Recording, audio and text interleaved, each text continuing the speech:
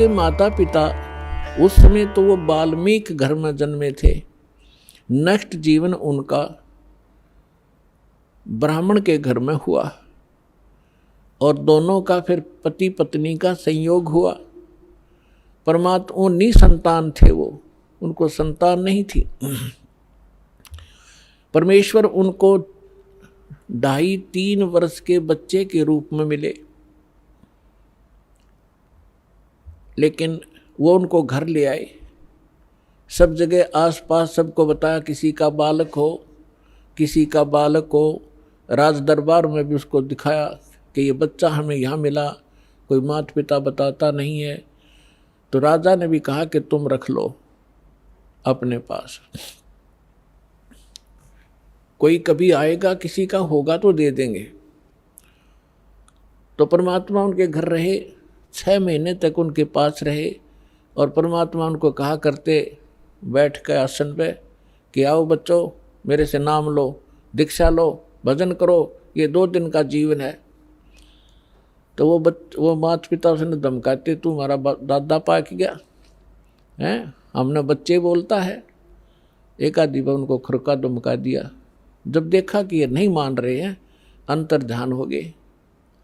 जब वो अंतर ध्यान हो गए तो उस बच्चे में मोह घना हो गया था। तो सारा जीवन उनका उसी की याद में बीत गया। अगला जन्म उनका फिर ब्राह्मण और ब्राह्मणी का हुआ। काशी के आसपास उनका जन्म हुआ। गौरी शंकर काशी में उसका नाम गौरी शंकर था, वो काशी बनारस में रहता था। उसकी पत्नी किसी आसपास के गांव में जन्मी, उनका संस्कार संयोग हुआ।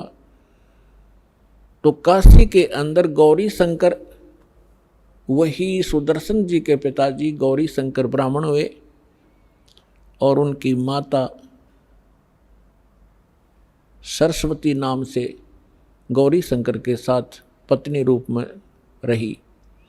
गौरी शंकर जी भगवान शंकर के बहुत पुजारी थे और नेक आत्मा थे। उन आत्माओं ये पिछला स्वभाव संस्कार, चाहे किसी मजहब धर्म में जन्म ले इंसान, उसके साथ रहता है। अब वो ब्राह्मण कुल में जन्मे थे और ब्राह्मण काशी के तो तकरीबन उनका व्यवसाय यही था, रोजी रोटी बनाना, दुनिया को बहकाना, जंतर मंतर बताना, श्राद्ध निकलवाना, पिंड भरवाना, अटपट करना। लेकिन उनकी आत्मा नहीं मानती थी। वो केवल भगवान शंकर की महिमा गाते थे, शिव पुराण की कथा सुनाते थे। उस कथा से जो भी पैसा आ जाता था निर्वाह करते थे और शेष बच जाता था उसको भंडारे में लगा देते थे, संग्रह नहीं करते थे। जिस कारण से उनकी इस क्वालिटी से, इस गुण के कारण आम हिंदू के में उनके प्रति आम हिंदू की एक विशेष जो आस्था थी, जुबान पर चढ़े हुए थे सबके कि बड़ा नेक आदमी है, कोई लालच नहीं करता है, निस्वार्थ कथा सुनाता है। और जिस कारण से अन्य जो रोजी रोटी वाले ब्राह्मण थे, वो पांडे, वो गौरी शंकर से ईर्ष्या करा करते कि सब इससे की प्रशंसा करते हैं, ज़्यादा लोग इन्हीं की कथा सुनने जाते हैं। तो उसको नीचा दिखाने के लिए वो बहुत प्रयत्नशील थे, लेकिन उनकी कोई चल नहीं रही थी, दाल नहीं गल रही थी। इस बात का पता चला काजी और मुल्लाओं ने। काशी के काजी मुल्ला मुसलमानों को पता चला कि गौरी शंकर हिंदू धर्म का घना प्रचार कर रहा है। और उनको ये भी मालूम हुआ कि अन्य जो ब्राह्मण हैं, जिनको सभी गुरु रूप में मानते हैं ये हिंदू लोग, वो इससे ईर्ष्या करते हैं, इनके साथ नहीं है। जिस कारण से उन दोनों को, गौरी शंकर और सरस्वती को, वो निसंतान थे, उनका बालक बच्चा नहीं था कोई भी, उनको जबरदस्ती मुसलमान बना दिया। अपना जूठा पानी उनका सारा छिड़क दिया, उनके मुंह में डाल दिया। 10-5 हिंदू खड़े होकर देख रहे थे ब्राह्मण, उन्होंने जाकर सारा अनाउंसमेंट कर दी कि गौरी शंकर मुसलमान बन गया है, उसके घर नहीं जाना है, उसको अपने घर नहीं आने देना है, इसको गंगा में स्नान भी करना बंद कर दिया। गंगा घाट पर जहाँ ब्राह्मण लोग नहाया करते थे वह मुसलमानों को अलाउड नहीं था स्नान करना उस गंगा में, और मुसलमान लोग इस गंगा की गणी परवाह भी ना करा करते नान को विशेष, क्योंकि उनके उस इतिहास में है ही नहीं। तो गौरी शंकर सरस्वती विवश हो गए, उनका नाम बदल दिया, गौरी शंकर का नाम धर दिया नूर अली, और सरस्वती का नाम रख दिया नियामत। अपभ्रंश करके उनको सीधा नीरू और नीमा कहने लगे। अब कोई भी हिंदू उनके पास कथा सुनने नहीं जाता था, शिव की कथा वो कर नहीं सकते थे क्योंकि मुसलमान बन गए थे। रोजी रोटी निर्वाह की समस्या सामने आ खड़ी हुई। उन्होंने देखा कि पैसा हमारे पास नहीं है, कोई व्यवसाय कर नहीं सकते, तो उन्होंने सिंपल सा तरीका खोजा जो बगैर पैसे से कोई धंधा शुरू हो। तो कपड़ा बुनने का कार्य शुरू कर दिया। उसमें कुछ नहीं करना, 4 डंडे से गाड़ने होते हैं, 5-4 बस, वो जंगल में से काट लाए और चूल्हे का काम शुरू कर दिया। वो निसंतान थे, संतान नहीं थी। ऐसे ही कुछ समय और बीत गया। वो भले ही मुसलमान बन गए थे, लेकिन भगवान शंकर की आस्था श्रद्धा वो भुला नहीं पा रहे थे। जब भी कोई आपत्ति आती थी तो भगवान शंकर से अर्ज किया करते थे।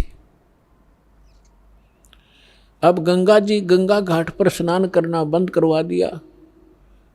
प्रतिदिन स्नान करने का स्वभाव उनका बना हुआ था। उसके लिए उन्होंने एक स्थान खोजा जो लहर तारा नामक एक स्थान था, जहाँ पर बहुत बड़ा एक सरोवर था, लहर तारा सरोवर,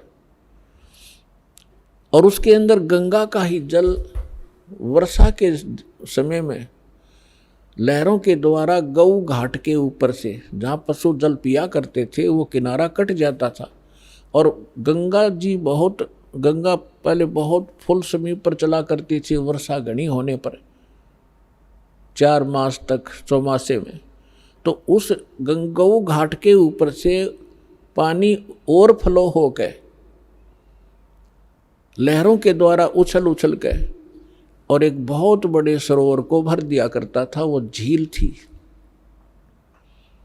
और फिर उसमें सारा वर्ष जल निर्मल रहता था। गंगा के जल में एक गॉड गिवन एक ऐसा मेरिट है, ऐसा गुण है, ये सतलोक से आई हुई है ये गंगा, तो वो कभी खराब नहीं होता।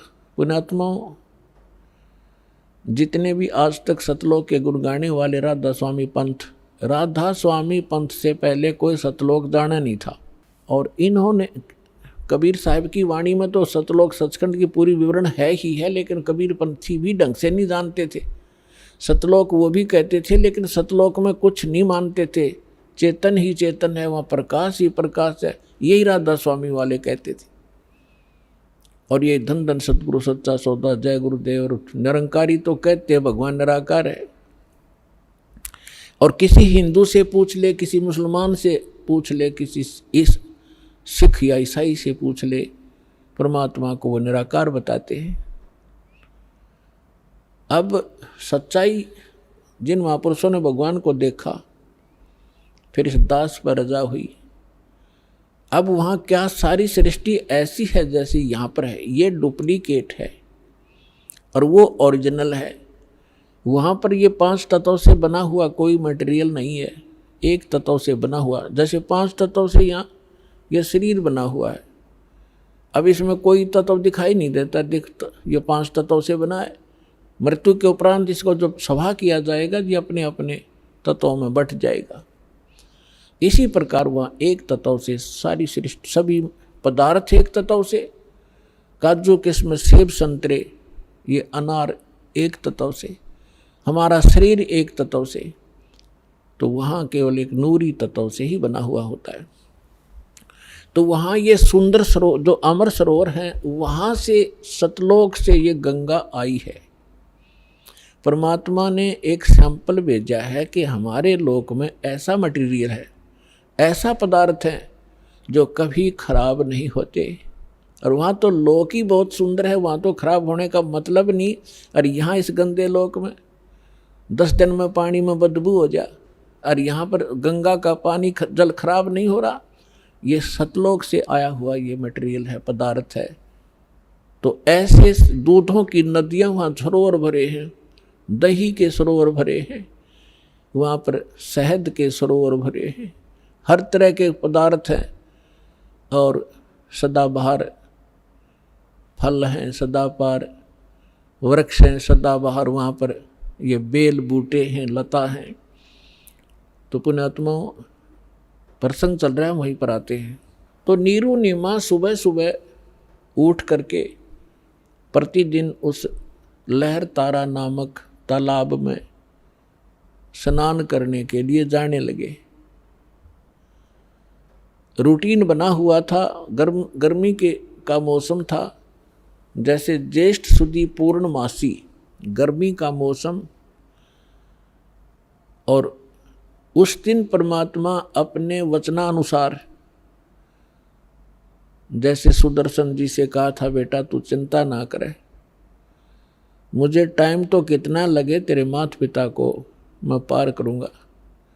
जिस कारण से वो बोला, भगत सुदर्शन यहाँ की इच्छाओं को त्याग सका, नहीं तो उसके गल में या एक फांसी और गल गई थी। यही बहुत थी उसको यहाँ काल के लोक में फंसाने के लिए। लेकिन पुण्यात्माओं, परमात्मा कहते हैं मेरी शरण में जब आप आ जाओगे, फिर मेरा काम है, तुम मेरी मर्यादा में रहना, मुझसे दूर ना होना, फिर मैं आप करूँगा तुम्हारे सारे काम। कैसे तुम्हें पार करना है वो फिर मेरी ड्यूटी है। अब जैसे परमात्मा ने एक फार्मूले बताए हैं, द्वार धनी के पड़ा रहे, धक्के धनी के खावे, 100 काल झकझोल ही पर द्वार छोड़ ना जावे। एक तरीका बताया है कि द्वार धनी के पड़ा रहे और धक्के धनी के खावे, यानी अपने सच्चे दरबार में, अपने सतगुरु के पास यहाँ आता रहे, चाहे कुछ भी आपको लोग कहें, और कोई छोटी मोटा ऐसा कोई दुख भी आप पर आ जावे, उसमें अपनी हिम्मत नहीं आ रहे और भगवान से दूर मत होना। इसलिए कहते हैं द्वार धनी के पड़ा रहे और धक्के धनी के खावे। सतलोक यानी आश्रम में आता रहे, जाता रहे, छोटा मोटा कोई उक चुक हो भी जा, हिम्मत नहीं आ रहे। कबीर साहब कहते हैं सतना छोड़े सूरमा, सत छोड़े पत जा, और सत के बांधे लक्ष्मी फेर मिले किया। फिर फार्मूला बताया है कि द्वार धनी के पड़ा रहे, धक्के धनी के खावे, 100 काल झकझोल ही पर द्वार छोड़ जा। तो परमात्मा भी और भी कहते हैं कि जो जन मेरी शरण है, जो एक बार मेरी शरण में आ गया और गुरुद्रोही हुआ नहीं, फिर उसको मैं छोड़ूंगा नहीं, पार करके ही छोड़ूंगा, समय कितना लग जाए। जो जन मेरी शरण है ताका हूँ मैं दास, और गेल गेल ला गया फिरूं, जब तक धरती आकाश।